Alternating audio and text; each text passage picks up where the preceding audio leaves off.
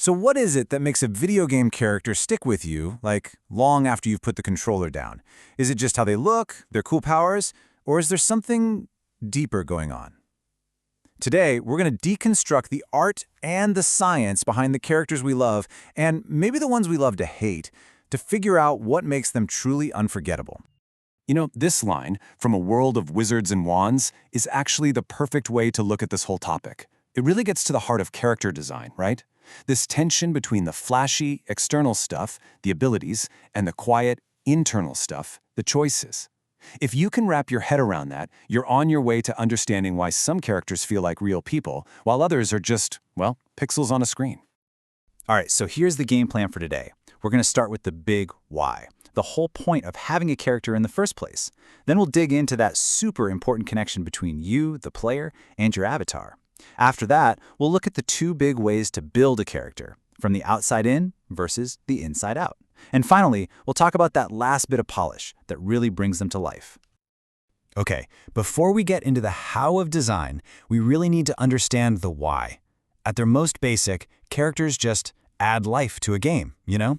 They bring warmth. They're the vessels for the story, the emotional center that actually makes us care about what's happening.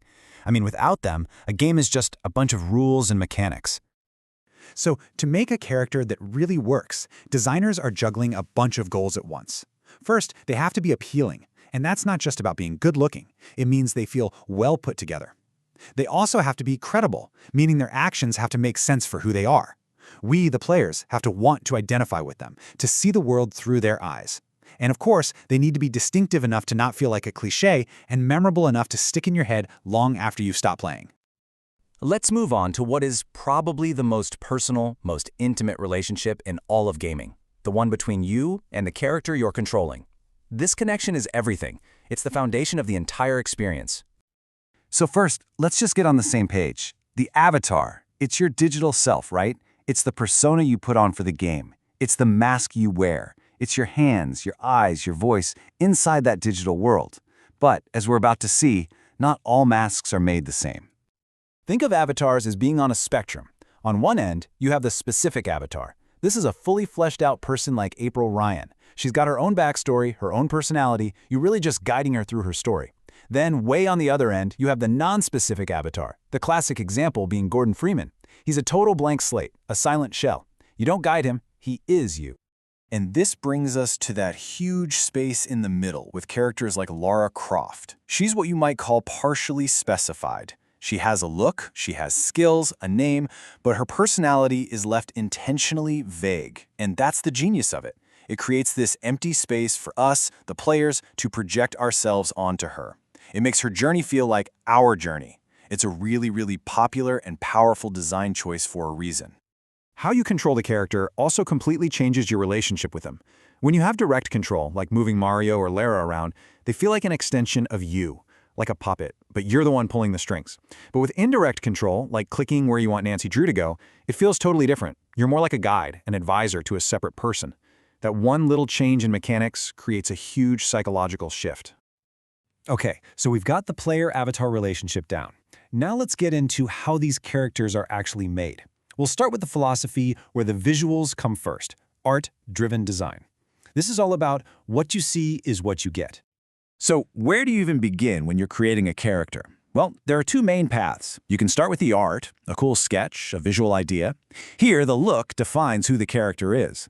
This works incredibly well for simple, iconic, cartoonish characters.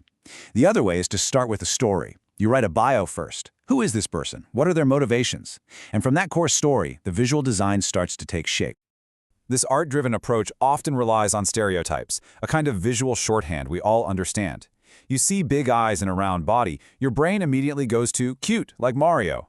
You see a character with huge muscles and an aggressive posture, you know you're looking at a tough guy, like Ryu. It's a super efficient way to communicate a lot about a character's personality in just a single glance. But this art-first approach can also lead designers down the path of using tired-old tropes, and the most obvious one is hypersexualization. It used to be everywhere, but honestly, it's often just a design crunch. It can end up limiting your audience, making a character feel generic, and can totally overshadow all the other cool things a game might be doing. So, If art-driven design is all about building from the outside in, then story-driven design is the exact opposite. This is about building a believable soul first, crafting a personality, a history, motivations, and then letting all of that dictate how the character looks and acts. And this is a really cool way to think about character depth. A zero-dimensional character is just a single emotion. Think of a generic orc that only knows hate. Then a one-dimensional character has a single emotional journey, like Gimli's slowly learning to respect Legolas. Two-dimensional characters are more complex. They can feel multiple things, like pride and despair, but those feelings don't clash. But the real goal, the three-dimensional character, is someone with conflicting impulses. Think of Gollum, torn between his love and his hatred for the ring. That inner conflict is what makes a character feel truly real. Look, for any story to really matter, the character has to grow. And sure, that growth can be about getting stronger, learning new moves, picking up new skills, but for a story to really hit you, for it to resonate, that growth has to be emotional too. The character needs to change as a person, not just get better stats. Okay, it's time for the final layers, the stuff that really breathes life into a design. We've talked about what we see and what they do, but what about what we hear? The audio is such a critical, final piece of this puzzle. A character's voice is just a fire hose of information. Seriously. Their choice of words, their grammar, their accent, even the speed and tone of their voice, it all tells us so much about their age, their background, their education, their emotional state, everything. It's an unbelievably powerful tool that's so easy to overlook. And that brings us right back to where we started, full circle. After all the sketches, the 3D models, the balancing of stats, the hours of voice acting, it all boils down to this one question.